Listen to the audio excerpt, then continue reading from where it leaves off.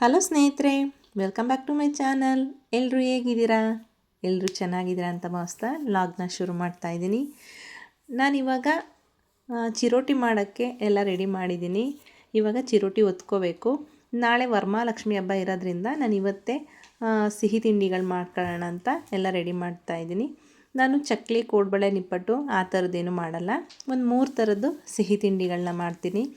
ಚಿರೋಟಿ, ರವೆ ಉಂಡೆ ಮತ್ತು ಒಬ್ಬಟ್ಟನ್ನು ನಾಳೆ ಹಬ್ಬದ ದಿನ ಮಾಡ್ಕೊತೀನಿ.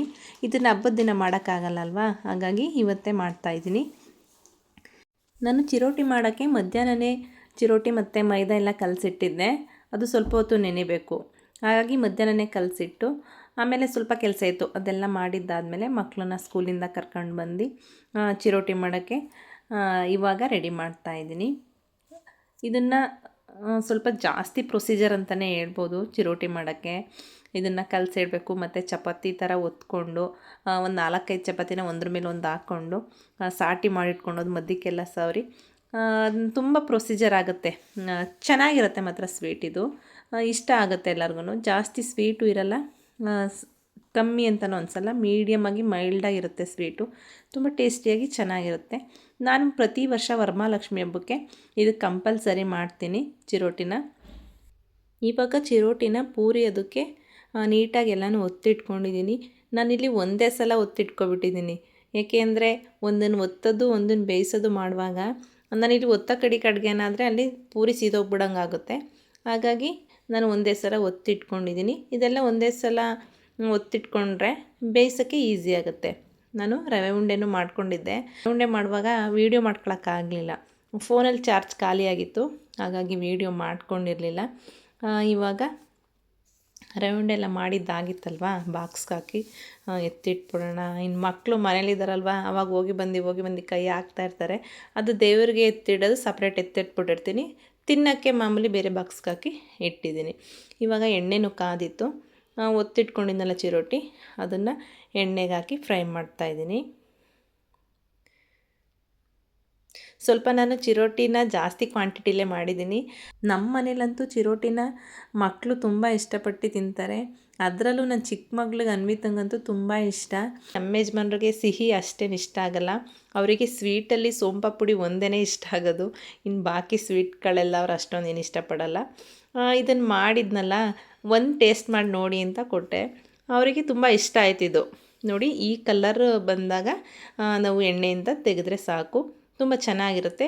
ಸ್ವಲ್ಪ ಬಿಸಿ ಆರಿದ್ಮೇಲೆ ನಾವು ಸಕ್ಕರೆ ಮತ್ತು ಏಲಕ್ಕಿ ಕಾಯಿನ ಪುಡಿ ಮಾಡಿ ಇಟ್ಕೊಂಡಿದ್ದೀವಲ್ಲ, ಅದನ್ನು ಇದಕ್ಕೆ ಉದುರಿಸ್ಬೇಕು.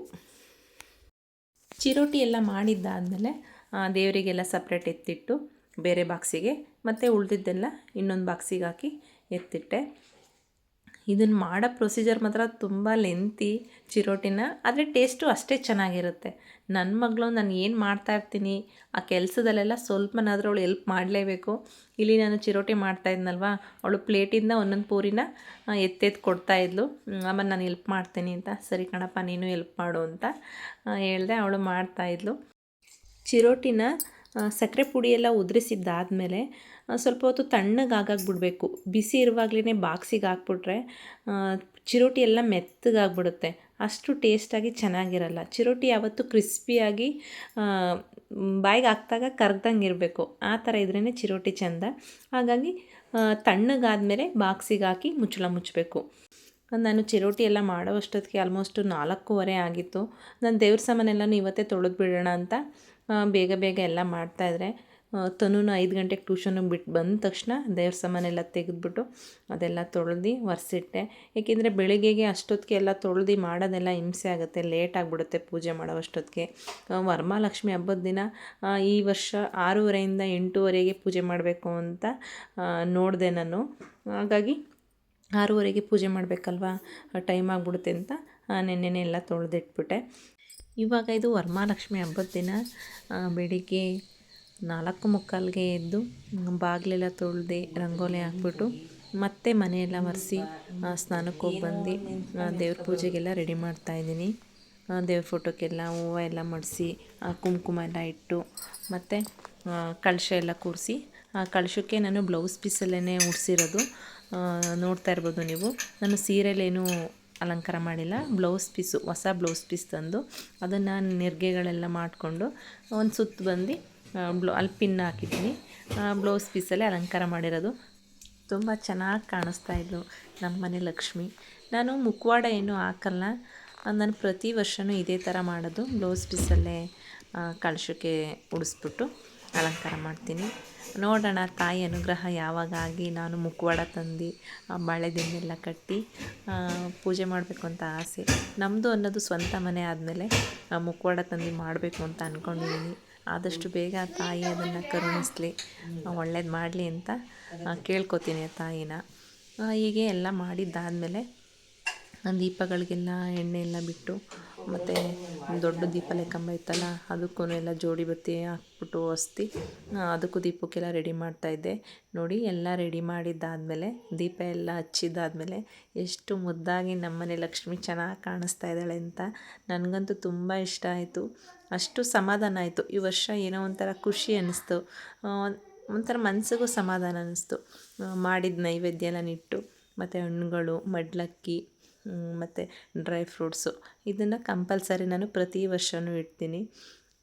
ಅದೆಲ್ಲ ಇಟ್ಟು ದೇವರಿಗೆ ಪೂಜೆ ಮಾಡ್ತಾಯಿದ್ದೀನಿ.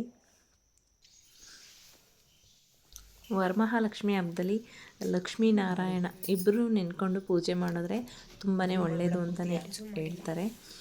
ಹಾಗೆ ನಾನು ಲಕ್ಷ್ಮೀನಾರಾಯಣ ಇಬ್ಬರೂ ನೆನ್ಕೊಂಡು ಪೂಜೆ ಮಾಡಿದೆ.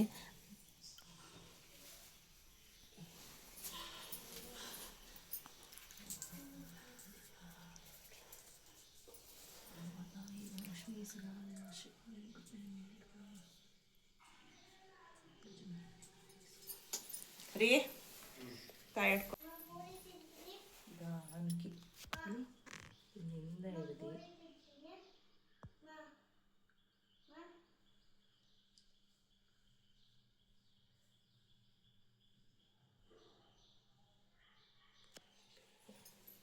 ಹಾಕೊಂಡು ಮತ್ತೆ ನೀರು ಅಷ್ಟೇ ತಂದು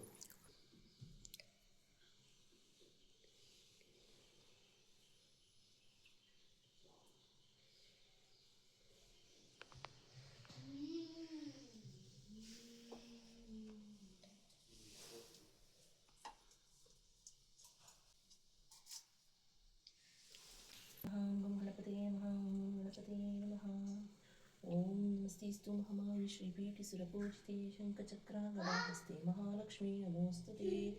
ಓಂ ಲಕ್ಷ್ಮೀನಾರಾಯಣಾಯ ನಮಃ. ಓಂ ಲಕ್ಷ್ಮೀನಾರಾಯಣಾಯ ನಮಃ. ಓಂ ಲಕ್ಷ್ಮೀನಾರಾಯಣಾಯ ನಮಃ. ಓಂ ಸರ್ವಮಂಗಲಮಾಂಗಲ್ಯೆ ಶಿವೆ ಸರ್ವಾರ್ಥಸಾಧಿಕೆ ಶರಣ್ಯೆ ತ್ರ್ಯಂಬಕೆ ದೇವಿ ನಾರಾಯಣಿ ನಮೋಸ್ತುತೆ. ಓಂ ನಮಸ್ತೆಸ್ತು ಮಹಾಮಾಯಿ ಶ್ರೀಪೀಠಿ ಸುರಪೂಜಿತೆ ಶಂಖಚಕ್ರಾಗದಾಹಸ್ತೆ ಮಹಾಲಕ್ಷ್ಮೀ ನಮೋಸ್ತುತೆ. ಓಂ ಲಕ್ಷ್ಮೀನಾರಾಯಣಾಯ ನಮಃ. ಓಂ ಲಕ್ಷ್ಮೀನಾರಾಯಣ